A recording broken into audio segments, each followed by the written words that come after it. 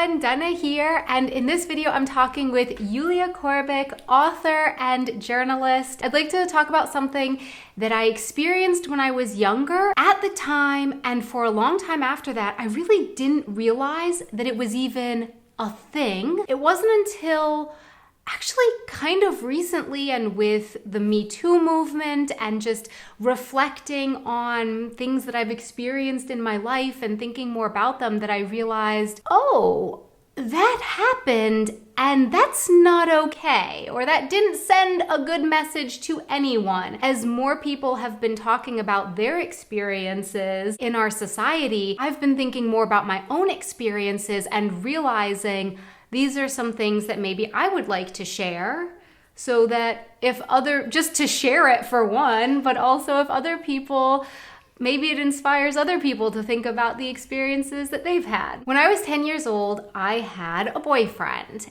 and we started dating, and we were only dating for a couple days. At the school that I went to, in the US, it's quite common that you come to school and you leave school on a big yellow school bus. And at the end of the day, he would bring me to my bus and say goodbye.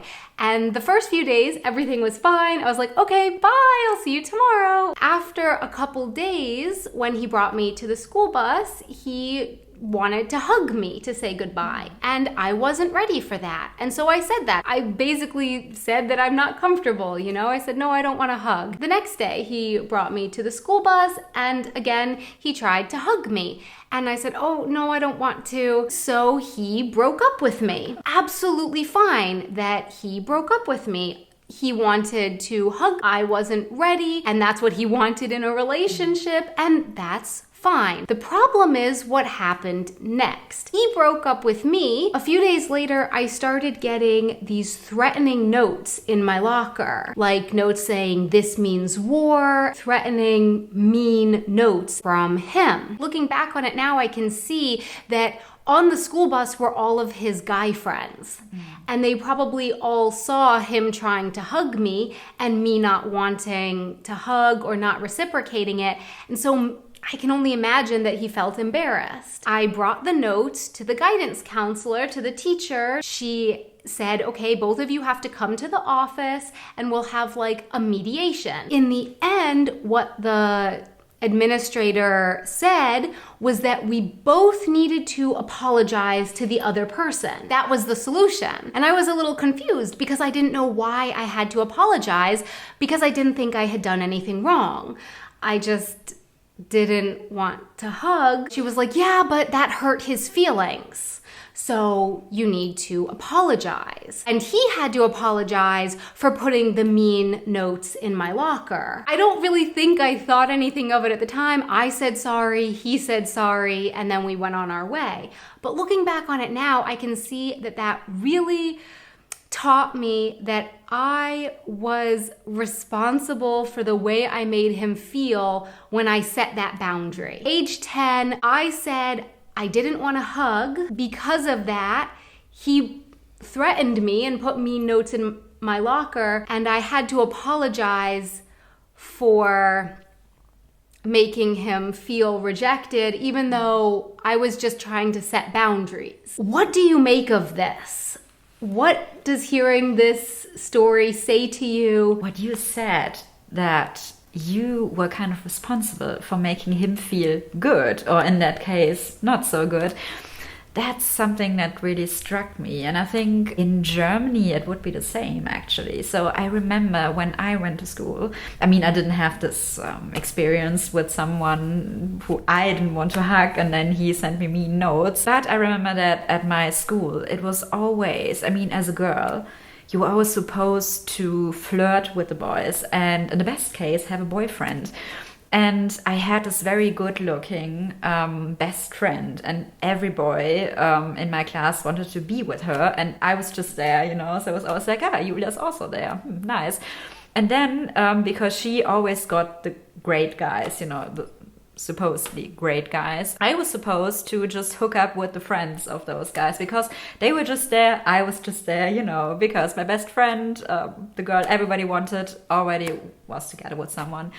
And I remember that because I was never really up to it. So I never really liked one of the boys I was supposed to like. So often I wasn't really willing to do it. Then the other girls would tell me, but it's so mean of you and you should get together with him, because otherwise he will be sad. It was always on me. It was always my fault. Like, oh, poor guy. Also for the boys, I think it was quite stressful because I remember that they were always in charge to writing us messages, and asking, do you want to be with me? In Germany, we said, willst du mit mir gehen? Do you want to go with me? Then you could say yes, no, maybe. I remember those. We had those in the US too. Yes, no, and maybe. I love the maybe option. Who knows? Yeah. But it was always the boys who had to do it. And so I don't remember girls writing those messages. It was always girls receiving those messages. And so it was already established roles, Now I feel kind of bad for the boys because they always had to write those messages. And I also remember that once in public,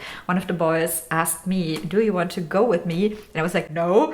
And so I think it was really bad for all of us. So we girls were just always waiting for the boys to be active and do something. Also kind of pressure to get together with them. And the boys, they were always pressured to, do something and get the girl. But I was never made to apologize to a boy for making him feel bad. So that was really, a strange situation, I imagine. Especially since I didn't feel like I had done anything mean. I was just setting boundaries. Yeah. I was saying, and I feel like that started so young, at age 10. That I wanted to set those boundaries. And then I feel like I internalized that at a very young age. That okay, if I try to set boundaries and he gets hurt because of those, if he feels rejected, then that's my fault. Yeah. That I need to try to control that he doesn't feel rejected, that's part of my responsibility. And yet it wasn't part of his responsibility. He didn't have to apologize to me for breaking up with me. Yeah. That wasn't part of his It's responsibility. very strange. Right. Yeah, but I think that's the whole thing about being a woman. You're always made to feel like you're responsible for the well-being of men. So it's this emotional charge, I think, or emotional responsibility. So you're always, as a woman, trying to make men feel comfortable and good about themselves. And I think, that's something we internalize very early, actually. So, as shown by your example. Yeah. These experiences, like the experience that I had at school, it teaches women and men that the women are responsible for their feelings. That also, I can only imagine, taught him a lesson as well. Yeah. He was in the room as well and internalized that I had to apologize to him for not wanting to hug him. There seems to be this awful thing in our society where boys it doesn't seem like they are allowed to talk about their emotions and talk about their feelings in the same way that I feel like girls are taught that is something that we can do. I grew up feeling like I can talk with my girlfriends and my parents about my emotions and get them out and really work through it. I can remember whole slumber parties where we would spend the whole evening just getting into the depths of our feelings. And I feel like boys are taught and men are taught in our society not to do that's not manly. At least in the US, I have the feeling that men don't really know what to do with rejection. Because if you have these lessons of that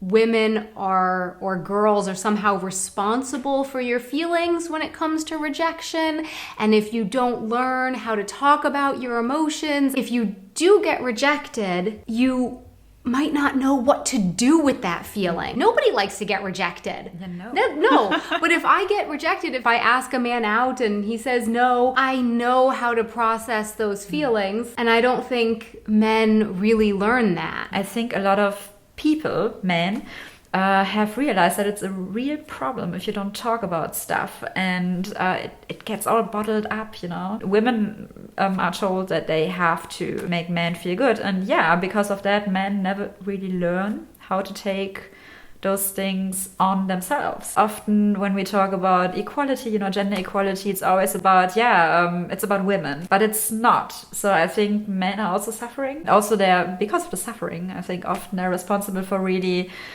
terrible things happening to women. And so this is a conversation, which should also be had with men. We as a society have told men, okay, you can't feel these emotions. You can't cry, because that's not manly, but you do have anger. If men experience hard feelings or hard things to deal with, like rejection, because like I said, nobody wants to be rejected. That doesn't feel good. But if they don't learn other feelings, then they'll react with anger because that's the only one that they've been taught.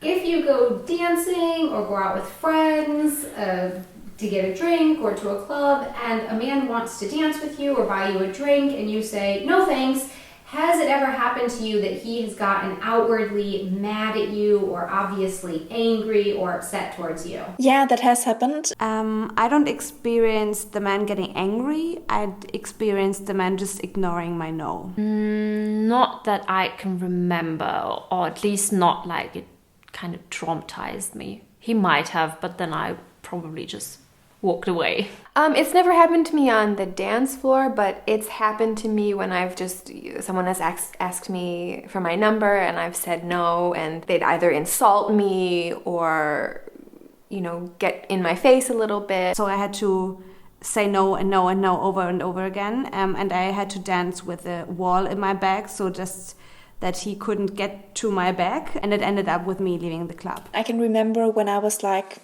16, 17 years old, going to a club with my friends, and I just wanted to be there with them, with mixed group of friends, girls and boys, and we just wanted to have a good time together. I can remember that we even told our guy friends that they should dance behind us, so like creating a safe space for us, because it was just happening so often that people, without us being even able to see them, they just came from behind and started dancing with you, just started grabbing your breasts and everything.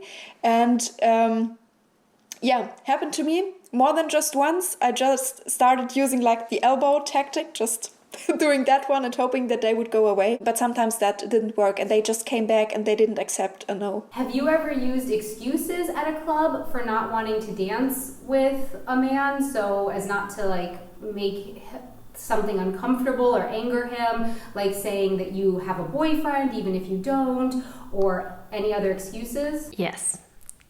I think I already said I had a boyfriend even if I hadn't. No, I just said I don't want to, and then I tried to just get out of the situation. Not when I'm dancing, or when I'm out at night, but sometimes when you get just chatted up on the street, just to say I'm not interested, but not to not anger him, but usually just to be like, I'm sorry, I have a boyfriend, so he doesn't feel that upset because I'm not interested. There's definitely been times when I've, been in a club and there's a situation is escalating where a guy is getting too touchy, too much in my face, and I would just be like, oh, be right back, just to avoid a conflict, because I felt like I was in danger. Or was that in the US or? Yeah, that was in the US. Yeah. I felt like I had to do that because I felt like I was in danger. I mean, you don't, some men are just can be very aggressive, and in this situation I thought, well, it's better for me just to completely avoid this, because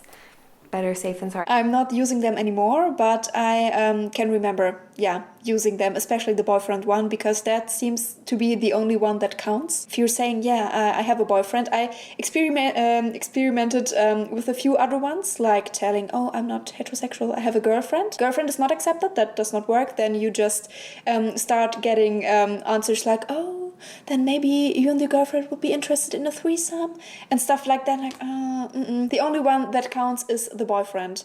And even then you sometimes get answers like, oh, I can't see him. If he isn't here, then that shouldn't be that big of a problem. Let's just do that.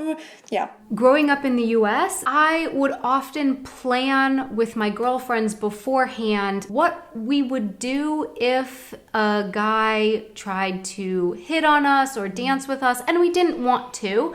because we were worried about the reaction if we said no and that he might get upset, because it happened. We experienced it happening, that we would say, no, we don't want to dance, or no, we don't want to drink. And then he would get really mad and maybe like could turn so quickly and be like, well, you're actually ugly, bitch. I don't want to sleep with you anyway, you know? And that was the reaction to the rejection. So sometimes we would lie and say we had a boyfriend, even if we didn't, because somehow then the guy didn't feel rejected because, you know, we were already taken by another man. I feel like this was really common in the US. Like all or most of the girls that I knew, we did this. It was just really a normal thing to do.